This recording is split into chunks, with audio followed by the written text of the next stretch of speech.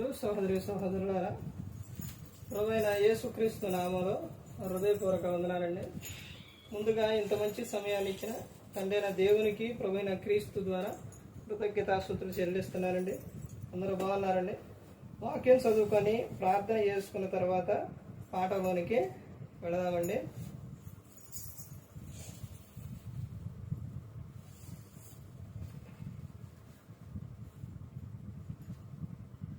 యోహాను గారు రాసిన సువార్త 12వ అధ్యాయం 43వ వచనం. యోహాను గారు రాసిన సువార్త 12వ అధ్యాయం 13వ వచనం. వారు దేవుని మెప్పు కంటే మనుషుల మెప్పును ఎక్కువగా అపేక్షించిరి. ప్రార్థన చేసుకున్నాం.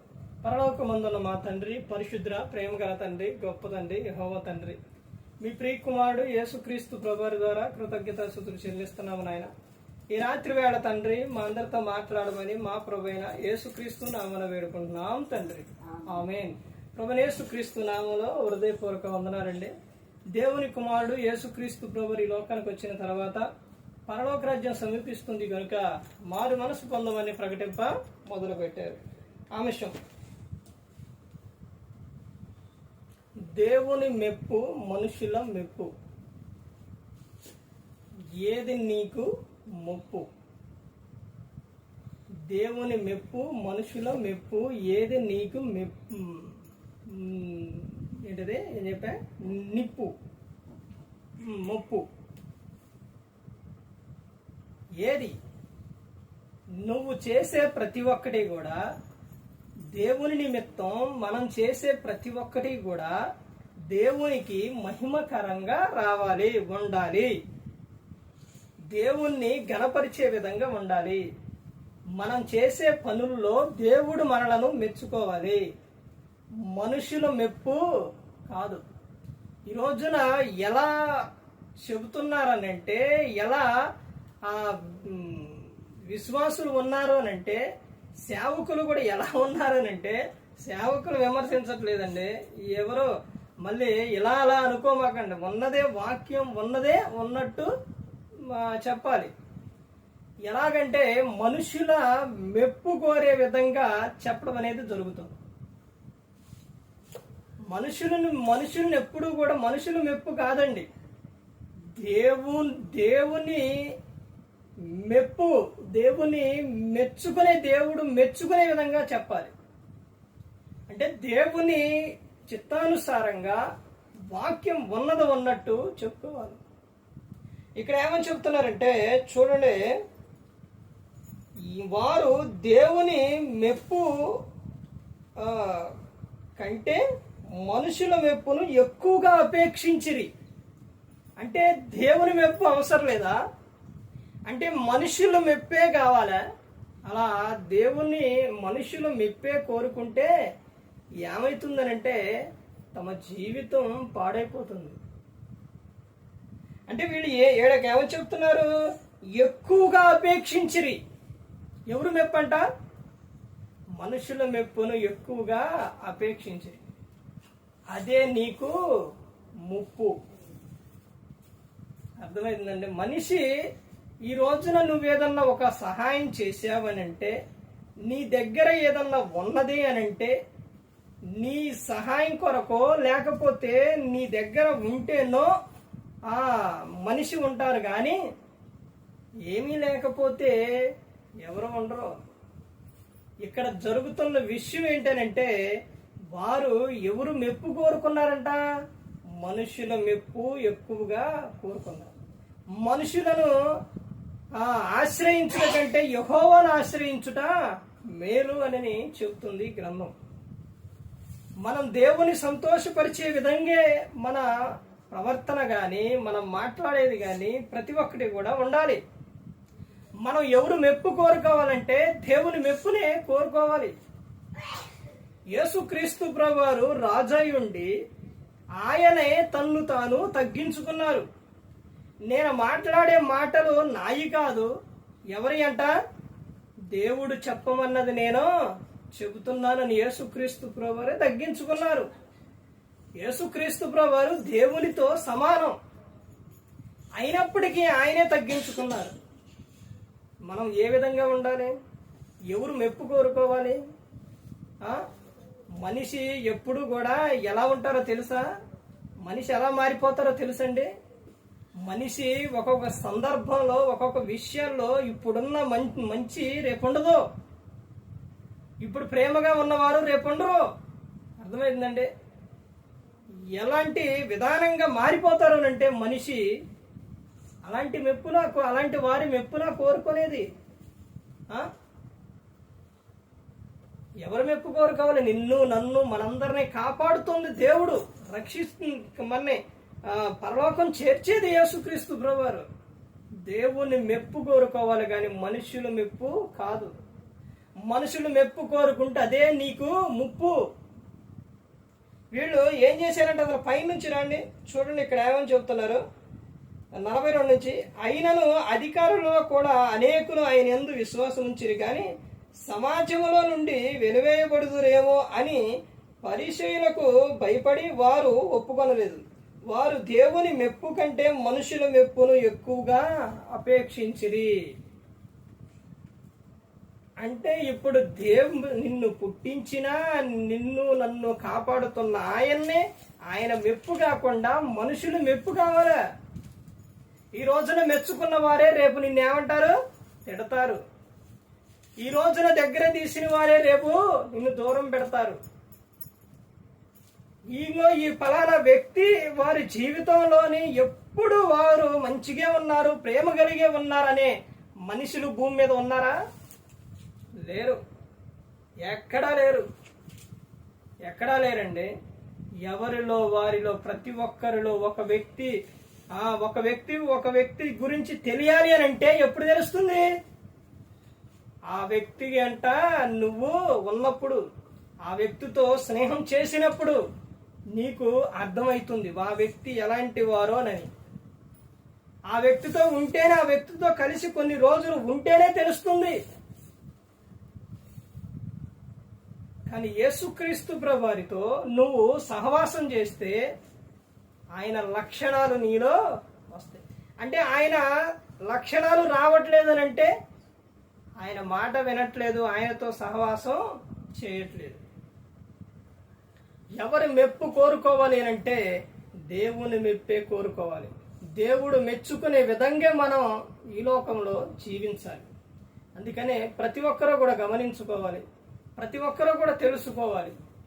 ఈ రోజున మనకు ఆసక్తి తగ్గిపోతుంది అని అంటే ప్రార్థనలోనే ఏదో లోక సంబంధమైనది నీలో వచ్చేసింది. దుష్టునికి నువ్వు అవకాశం ఇచ్చేస్తున్నావు. ఏ విషయంలో అవకాశం ఇస్తున్నావు నువ్వు పరీక్షించుకో. ఈ రోజున నీకు ఆరాధన అంటే, కూడికంటే నీకు ఇష్టం లేదు అని అంటే నువ్వు లోకంలో లోకాశలతో నువ్వు దేనిలోనో పడిపోయావు. అంటే నువ్వు ఏం కోరుకుంటున్నావు? లోకంలో ఉన్న వాటి మెప్పు కోరుకుంటున్నావు, మనుషుల మెప్పు కోరుకుంటున్నావు. కానీ దేవునికి భయపడట్లా. దేవునికి భయపడాలి, దేవుని మెప్పే కోరుకోవాలి మనిషి. ఎందుకనంటే మనుషులు నీతో రారు, మనుషులు నీతో ఉండరు. నిత్యము కూడా మనతో ఉండేది దేవుడు, మన కాపాడేది దేవుడు. మన ఈ లోకం విడిస్తే ఆయనతోనే మనం ఉండేది. పరలోకంలో ఆయనతో పాటేనండి మనిషి ఉండేది. ఎప్పుడు?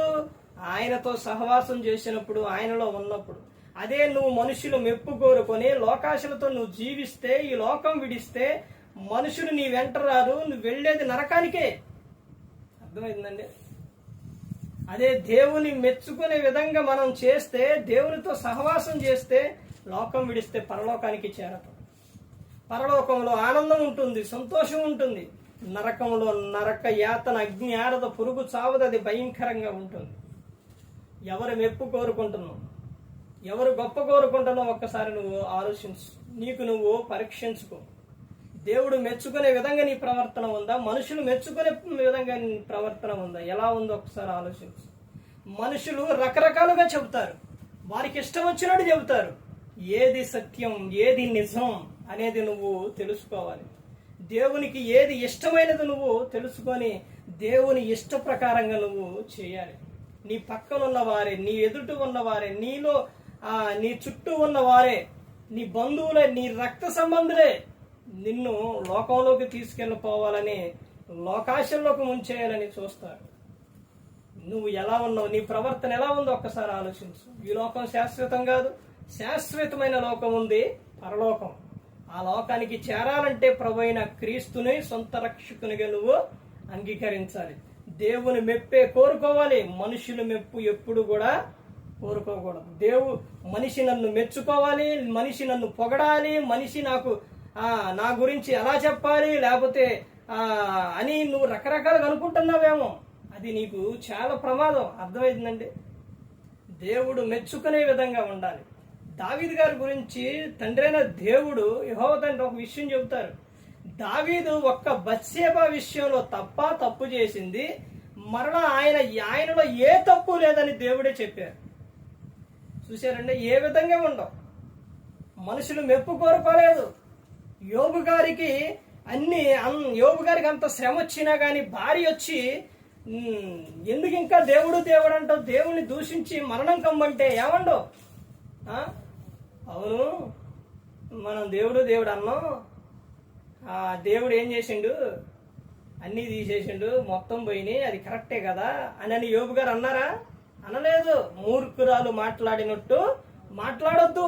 దేవుడు ఇచ్చినప్పుడేమో అనుభవించును, ఇప్పుడు దేవుడు తీసేసినప్పుడు దేవుని దూషించాలా అంటే అప్పుడు ఇప్పుడు అనుభవించొద్దా? ఎప్పుడైనా కానీ మనకి ఏది కావాలి, ఏది అవసరం, ఏది వద్దు అనేది ప్రతి ఒక్కటే దేవునికి తెలుసు. ఎందుకంటే మనలను పుట్టించిన ఆయన, మన కాపాడుతున్న ఆయన దేవుడు. అందుకని దేవుడు మెచ్చుకునే విధంగా మన ప్రవర్తన ఉండాలి. ఇప్పుడు కుటుంబంలోని తండ్రి తల్లి ఉన్నారు. తండ్రి మెచ్చుకోవాలంటే కుమారుని కానీ కుమార్తెని కానీ వారు తండ్రికి నచ్చే విధంగా మంచి పని చేస్తే తండ్రి మెచ్చుకుంటాడు. తండ్రి మాట ఏంటి? అది లోకంలో ఉన్నవారు మెచ్చుకోవాలంటే నువ్వు మూవీకి వెళితే అబ్బా ఎన్ని మూవీలు చూసిండో నన్ను అలాగే అన్నారు. ఎన్ని సినిమాలో అబ్బబ్బా, ఎన్ని సినిమాలో చివరికి ఏమొచ్చింది, భూతద్దాలు వచ్చినాయి. ఇప్పుడు ఎవరొచ్చి కాపాడతారో, ఎవరొచ్చి అయ్యో ఇటు జరిగిందా లేకపోతే మరి అని ఎవరు చెబుతారు? మనుషులు మనుషులు ఎలాంటి అంటే ఉరుకు అంటారు. ఉరికిపోయి పడ్డ తర్వాత లేపడానికి రారు. అర్థమవుతుందండి? తాగేవాడిని అరే ఊరు ఏంటనుకున్నా, ఒకటి కాదురా ఎన్ని లేపుతారో తెలుసా, లేపితే అసలు దింపడు అంటారు. మనుషులు మెచ్చుకునేది ఏంటి? అది ప్రమాదం. అర్థమవుతుందండి? ఒరే వీడికి పడనమ్మాయి లేదు అంటారు.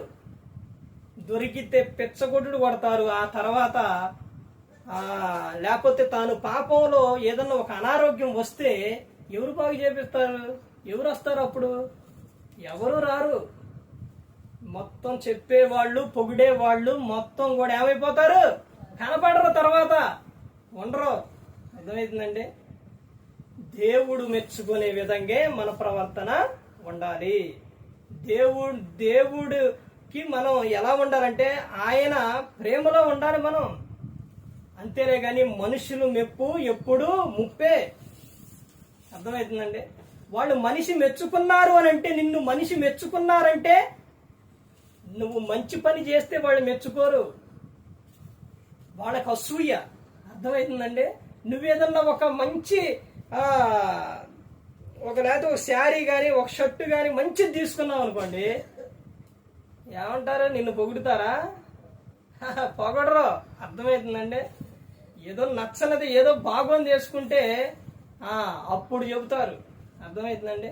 లేకపోతే ఒక మంచి నీకు జాబ్ వచ్చినా, లేకపోతే ఒక పనిలో అయినా, లేకపోతే నీకు ఏదన్నా ఉన్నా కానీ ఏదన్నా చేసినా కానీ నీ గురించి మంచి చెప్పరు. అర్థమవుతుందండి? మనుషుల స్వభావం అంతే. మనిషి నిన్ను మెచ్చుకున్నారు అనంటే, నిన్ను మెచ్చుకుంటున్నారు అనంటే అది నీకే ప్రమాదం. అంటే నువ్వేదో మనిషి నువ్వు మంచి చేస్తే మెచ్చుకోరు, అది గమనించాలి. అందుకని ప్రతి ఒక్కరు గమనించుకోవాలి. ఒకవేళ ఎవరినైనా తిడుతున్నావు అనుకోండి, ఎవరి మీద కన్నా యుద్ధానికి వెళుతున్నావు అనుకోండి, అప్పుడు నిన్ను ఏ అంతే, నువ్వు తగ్గకూడదు అసలు అంటారు. వాడికి ఎంత బలం అనుకున్నా అసలు మామూలుడు కాదంటారు. పొగుడుతారు, మెచ్చుకుంటారు. ఎందుకు? నువ్వు అది గానా వాళ్ళ మాటలు విని వెళితే ఏం జరిగిద్ది? ఒళ్ళు నలిగిపోయిద్ది. అర్థమవుతుందండి? తర్వాత ప్రమాదం నీకే. కానీ దేవుడు ఎలాంటి విషయాల్లో దేవుడు మెచ్చుకోడు. దేవుడు మెచ్చుకునే విషయాలు ఎలాంటివో తెలుసండి? మంచి విషయాలు, మంచి కార్యములు, ఆటి విషయాల్లో దేవుడు నిన్ను మెచ్చుకుంటారు. దేవుని మెప్పు కోరుకోవాలి, కానీ మనుషులు మెప్పు ఎప్పుడు కూడా కోరుకోకూడదు. వీళ్ళు ఏం చేశారు? ఎక్కువగా మనుషులు మెప్పే కోరుకున్నారు. చాలా ప్రమాదం. ప్రతి ఒక్కరు గమనించుకోవాలి. ఏ ఒక్కరు కూడా నశించి నరకానికి వెళ్ళిపోకూడదని యేసుక్రీస్తు ప్రభువు ఈ లోకానికి వచ్చి మా అందరి కోసం శిలువలో తన ప్రాణాన్ని పెట్టి ఉన్నారు. మరి ఈ విధంగా నిలబెట్టి మాట్లాడించిన తండ్రి దేవునికి కృతజ్ఞతాస్తుతులు చెల్లిస్తూ, ఇంతవరకు శ్రద్ధగా ఉన్న మీకు ప్రభు పేట నా హృదయపూర్వక వందనాలు చెల్లిస్తూ ఈ మాటలు ముగిస్తున్న అందరికీ వందనాలు.